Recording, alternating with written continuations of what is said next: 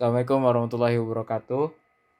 Saya Robi Fawazi, Prodi Teknik Informatika dari Prodi TI semester 5, akan memenuhi tugas UAS pemrograman web 2, yaitu yang soal nomor 2 yang sudah ada di Siakat. Di sini ditugaskan untuk membuat database seperti ini.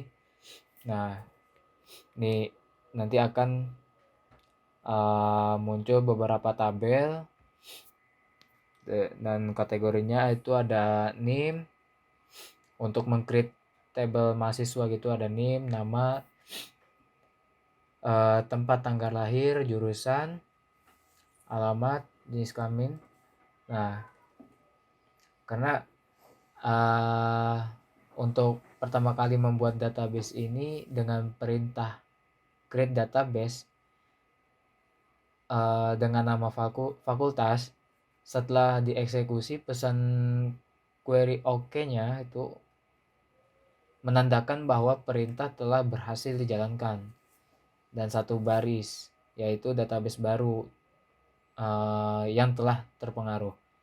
Nah, untuk use database ini, setelah kita membuat database-nya, kita harus perlu menggunakan database tersebut dengan perintah use fakultas, karena perintah ini menggantikan basis data aktif saat itu menjadi fakultas. Sehingga apa? Sehingga semua operasi selanjutnya akan dilakukan di dalam database ini.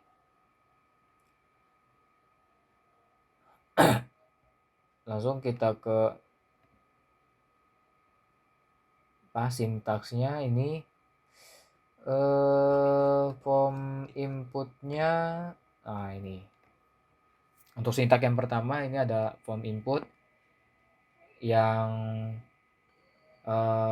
ketika kita membuat tabel mahasiswa di dalam database fakultas. Nah, tabel ini akan memiliki beberapa kolom masing-masing dengan tipe data. Nah, kode PHP ini adalah bagian dari sebuah formulir HTML yang digunakan untuk menginput data mahasiswa.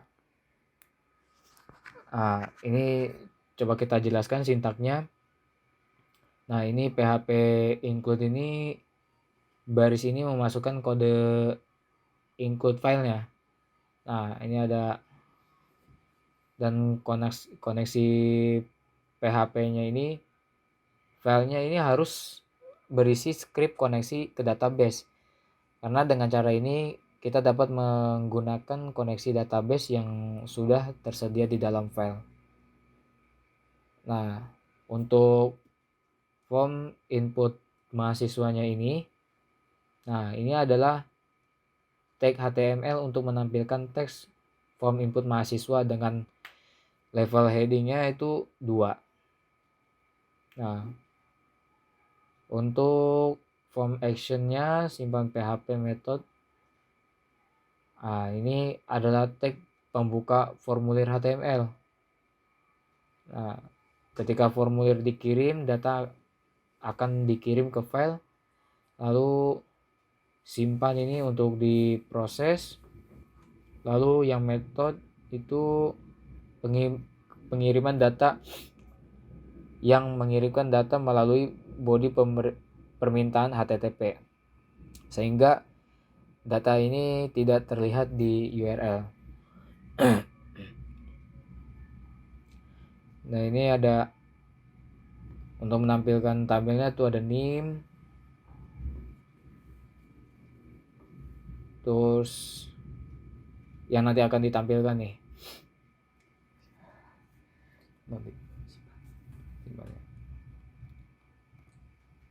Nah, ini beralih ke sintaks PHP simpan yang berfungsi untuk menangani proses penyimpanan data mahasiswa yang dikirim melalui formulir. Nah, coba kita jelaskan.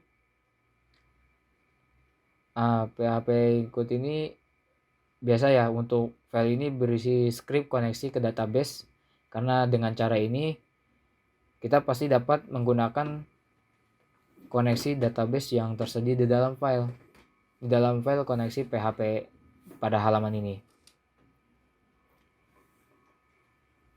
Nah, yang name, nama, terus juga dan seterusnya lah.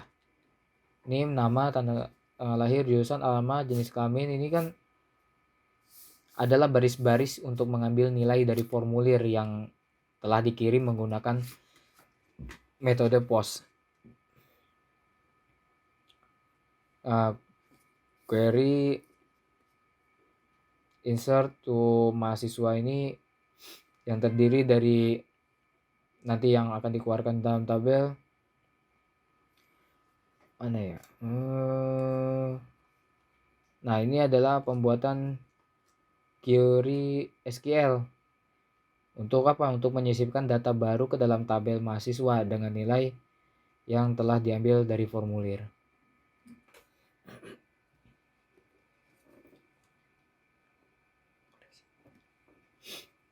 Lalu kita ke bagian koneksinya.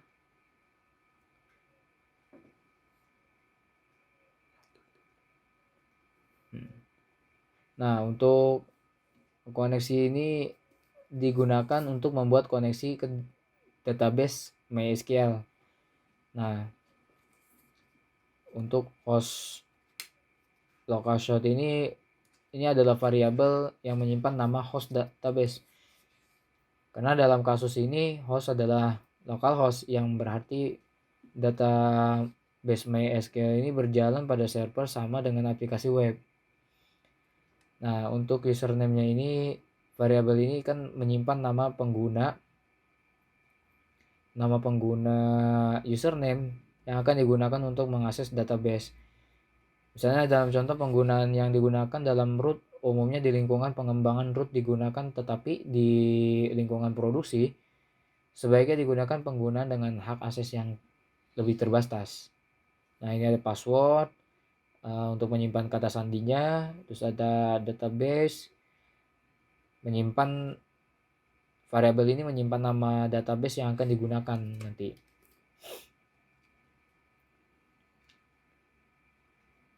Nah, lanjut ke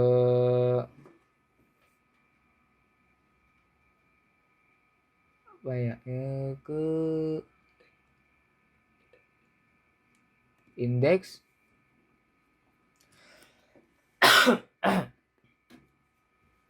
Nah, untuk indeks ini berfungsi untuk menampilkan data mahasiswa dari tabel mahasiswa dalam bentuk tabel HTML. Nah, untuk PHP include koneksi. Nah, baris ini pasti untuk memasukkan file. File ini berisi script koneksi ke database. Karena dengan cara ini kita dapat menggunakan koneksi database yang sudah tersedia di dalam file pada halaman ini. Nah, untuk yang resultnya ini baris yang menjalankan query SQL untuk mengambil semua data dari tabel mahasiswa. Nah, hasil query ini disimpan dalam variabel result. Terus ada echo, ini tag HTML untuk menampilkan teks dengan level heading 2. Nah, lalu ini adalah tag HTML untuk ini membuat link ke halaman yang berfungsi untuk menambahkan data baru. Nah, ini untuk tag HTML untuk membuat tabel dengan bordernya. Lalu ini nanti yang akan tampil ke dalam tabelnya. Nah, ini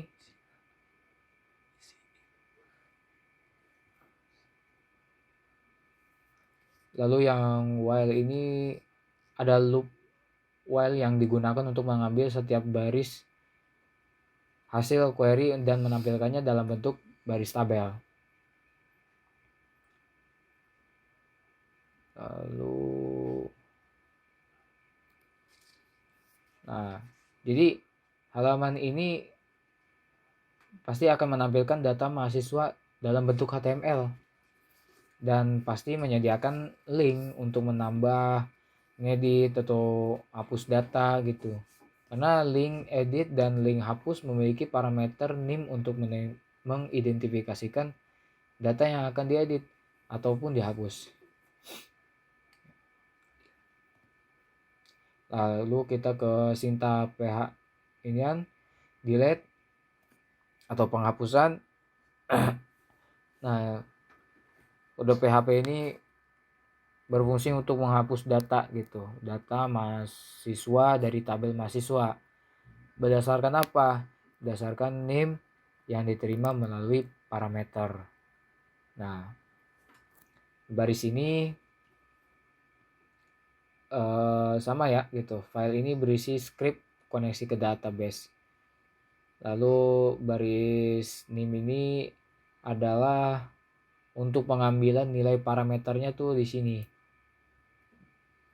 Dari URL menggunakan metode get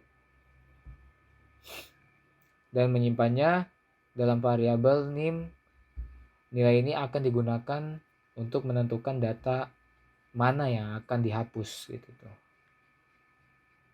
Nah, dengan demikian file ini berfungsi untuk menghapus data mahasiswa tabel mahasiswa berdasarkan NIM yang diterima melalui parameter get ini dan kemudian mengarahkan pengguna kembali ke halaman utama.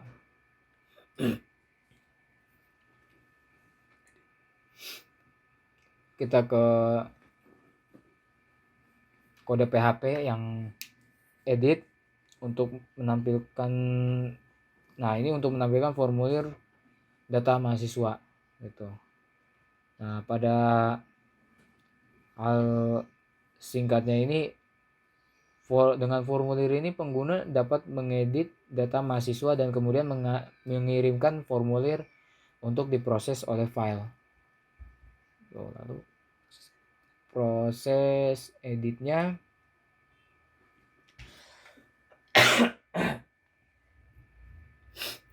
nah untuk menangani proses penyimpanan perubahan data mahasiswa yang diinputkan melalui formulir edit maksudnya. Nah, mari kita jelaskan coba ini baris ini, baris yang pertama sama gitu tuh deskripsinya. Lalu untuk yang ini nama dan seterusnya ini adalah baris untuk mengambil nilai dari formulir yang telah diubah dan dikirim menggunakan metode post gitu. Nah, dengan demikian file ini berfungsi untuk menyimpan perubahan yang dilakukan pada data mahasiswa melalui formulir edit ke dalam database dan kemudian mengarahkan pengguna kembali ke halaman utama. Coba kita lanjut ke halaman webnya, kita tes. Nah, untuk tampilan HTML-nya itu seperti ini. Jadi sudah dikelompokkan dari setiap komponen tadi tuh jadi beberapa tabel. Di sini ada NIM, nama, tempat tanggal lahir, jurusan, alamat, jenis kelamin, dan aksi. Nah, coba kita tambahkan data. Nah, ini misalnya saya 21, 22, 4, 1, 2, 3, 4, 5, 6 misalnya. Nama saya Robi. Tempat tanggal lahir Bogor 15 Juni. Informatika, alamat Kuningan, jenis kelamin laki-laki. Oke, simpan. Nah, data mahasiswa ini kita sudah tampil. Nah, jika ingin menambahkan aksi itu antara dua ini, antara diedit atau dihapus. Ya kalau kita misalnya membuat kesalahan, tinggal kita edit aja. Kalau kita ingin ganti semuanya, tinggal hapus aja gitu, kita tambah data lagi. Coba kita edit ya, misalnya ini R-nya ini nggak besar nih gitu. Nah gitu. Atau enggak tadinya udah Haji itu. Misalnya ya, misalnya ini, misalnya udah Haji, ya kita tambahkan H gitu, Haji Robi ya. Oke, simpan. Oh ya, kalau misalnya mahasiswa ini sudah tidak aktif lagi dalam fakultas, ya aksi yang kita lakukan ya tinggal hapus aja gitu. Ya mungkin itu saja yang bisa dijelaskan, kurang lebihnya mohon maaf. Wassalamualaikum warahmatullahi wabarakatuh.